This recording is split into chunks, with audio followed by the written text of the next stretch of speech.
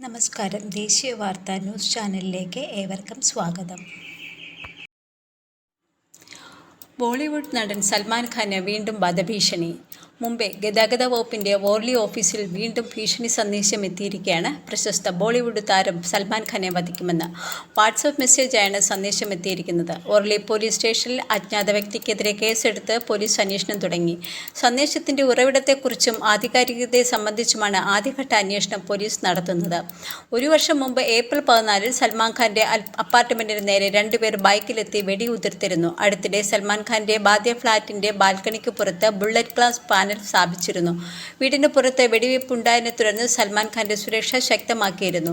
1998 രാജസ്ഥാനിലെ ബിഷ്ണോയ് സമുദായത്തിന് മതപരമായ പ്രാധാന്യമുള്ള കൃഷ്ണമൃഗത്തെ വേട്ടയാടിക്കൊന്ന കേസിൽ സംഘടനയുടെ നോട്ടപ്പുള്ളിയായിരുന്നു പ്രസിദ്ധ സിനിമാ താരം സൽമാൻ ഖാൻ. കൃഷ്ണമൃഗം ബിഷ്ണോയ് സമുദായത്തിന്റെ ആരാധനാ മൃഗമാണ്. ഈ കൃഷ്ണമൃഗത്തെ കൊന്നതിൽ ഉൾപ്പെട്ടെന്ന ആരോപണം ഉന്നയിച്ചാണ് സംഘം സൽമാൻ ഖാനെ ലക്ഷ്യമിട്ടിരിക്കുന്നത്. കുപ്രസിദ്ധ ഗുണ്ടാ നേതാവ് ലോറൻസ് ബിഷോണോയുടെ സംഘമാണ് താരത്തിനെതിരെ നേരത്തെ വധഭീഷണി ഉയർത്തിയിരുന്നത്.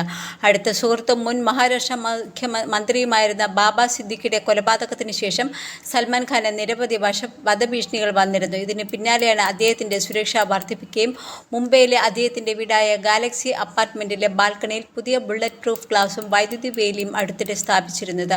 ബാബ സിദ്ദിഖിയെ ലോറൻസ് വിഷ്ണു സംഘം വെടിവെച്ച് കൊന്നതിന് ശേഷം അദ്ദേഹത്തിന്റെ വസതിക്ക് പുറത്ത് പോലീസ് നിലയുറപ്പിച്ചിരുന്നു. മുംബൈ ഹാർലിയയിലെ ഗതാഗത വകുപ്പിന്റെ വാട്സപ്പ് നമ്പറിലേക്കാണ് സന്ദേശം എത്തിയത്. സന്ദേശം എത്തിയതിനെ തുടർന്ന് ലോറൻസ് വിഷൻ സംഘത്തെ കേന്ദ്രീകരിച്ച് അന്വേഷണം ഊർജിതപ്പെടുത്തിയിരിക്കുകയാണ് പോലീസ്. വീട്ടിൽ കയറി സൽമാനെ കൊലപ്പെടുത്തുമെന്നും സൽമാന്റെ കാർ ബോംബ് വെച്ച് തകർക്കുമെന്നാണ് കൊലപാതക സന്ദേശത്തിൽ പറയുന്നത്. സന്ദേശത്തിന്റെ ഉറവിടത്തെക്കുറിച്ചും ആധികാരികതയെ സംബന്ധിച്ചും പോലീസ് അന്വേഷിക്കുന്നത് ഊർജിതമാക്കി.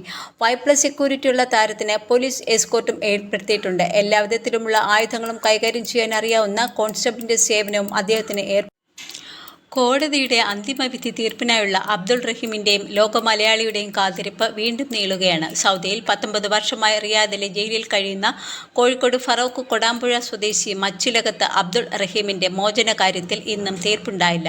2006 നവംബറിലാണ് സൗദി ബാലൻ അനസ് അൽ ഫായിസിന്റെ കൊലപാതക കേസിൽ അബ്ദുൾ റഹീം അറസ്റ്റിലാവുന്നത്. ബാലൻ കൊല്ലപ്പെട്ട കേസിൽ 11ാം തവണയാണ് റിയാദിലെ ക്രിമിനൽ കോടതി കേസ് മാറ്റിവെക്കുന്നത്. ജയിലിൽ നിന്നും അബ്ദുൾ റഹീമും പ്രതിഭാഗം അഭിഭാഷകരും സിദ്ദിഖ് തവൂരും ഓൺലൈൻ കോടതിയിൽ പങ്കെടുത്തു. തിങ്കളാഴ്ച രാവിലെ 8-ന് സിറ്റിംഗ് ആരംഭിച്ചെങ്കിലും മറ്റൊരു ദിവസത്തേക്ക് കേസ് വീണ്ടും മാറ്റുകയായിരുന്നു. പ്രതിക്ക് വാദിഭാഗം മാപ്പ് നൽകിയിരുന്നു. വാദിഭാഗം മാപ്പ് നൽകിയതിന് ദയാദാനം സ്വീകരിച്ചായിരുന്നു. ഇതേ തുടർന്ന് വധശിക്ഷ കോടതി 5 മാസം മുമ്പ് ഒഴിവാക്കിയിരുന്നു. എന്നാൽ പബ്ലിക് റൈറ്റ് പ്രകാരമുള്ള കേസിൽ തീർപ്പാവാത്തതാണ് ജയിൽ മോചനം അനന്തമായി നീളാൻ ഇടയാകുന്നത്. പബ്ലിക് റൈറ്റ് പ്രകാരമുള്ള കേസിൽ സാധാരണ തടവ് ശിക്ഷയാണ് വിധിക്കുക. 19 വർഷമായി തടവിലായതിനാൽ ഇനി തടവ് ശിക്ഷ വിധിച്ചാലും അബ്ദുൾ റഹീമിന് അധികം ജയിലിൽ തുടരേണ്ടി വരില്ല. ഇതുവരെ അനുഭവിച്ച തടവുകാലം ശിക്ഷയായി പരിഗണിച്ച് മോചനം നൽകാനുള്ള സാധ്യത തള്ളിക്കളയാൻ സാധിക്കില്ല. 1.5 കോടി റിയാൽ, സൗദി റിയാൽ 34 കോടിയിലേറെ ഇന്ത്യൻ രൂപ ആണ് ലോകവ്യാപകമായി മലയാളികൾ ചേർന്ന് പിരിച്ചു നൽകിയത്. അങ്ങനെ സമാഹരിച്ച പണമാണ് മരിച്ച സൗദി ബാലന്റെ കുടുംബത്തിന് ദയാദാനമായി നൽകിയത്. അതിനെ തുടർന്ന് അവർ മാപ്പ് നൽകിയതും കോടതി വധശിക്ഷ റദ്ദ് ചെയ്തതും. ഇത് പ്രൈവറ്റ് റൈറ്റ് പ്രകാരമുള്ള കേസിലുള്ള തീർപ്പ് മാത്രമായിരുന്നു. പബ്ലിക് റൈറ്റ് പ്രകാരമുള്ള വിധി തീർപ്പിനെ കോടതിയിൽ 1-ന് തുടങ്ങേണ്ടതുണ്ടായിട്ടുണ്ട്. അതിനായുള്ള ആദ്യ സിറ്റിംഗ് കഴിഞ്ഞ വർഷം ഒക്ടോബർ 21-നാണ് നടന്നത്. എന്നാൽ ബെഞ്ച് മാറിയെന്നും വധശിക്ഷ ഒഴിവാക്കിയ ബെഞ്ച് തന്നെയാണ് മോചന കാര്യത്തിൽ തീരുമാനമെടുക്കേണ്ടതെന്നും അറിയിച്ച് കോടതി കേസ് മാറ്റിവെച്ചു. അതിനുശേഷം എല്ലാ മാസവും ചില മാസങ്ങളിൽ 2 തവണ കോടതി കേസ് പരിഗണിക്കുന്നുണ്ടെങ്കിലും തീർപ്പിലെത്തുന്നില്ല. 2012-ലാണ് വധശിക്ഷ വിധിച്ചത്. ഹൗസ് ഡ്രൈവർ വിസയിലെത്തി 3-ാം മാസത്തിലാണ് യുവാവിൻ്റെ ജീവിതമാകെ കീഴ്മറിച്ച സംഭവമുണ്ടാകുന്നത്.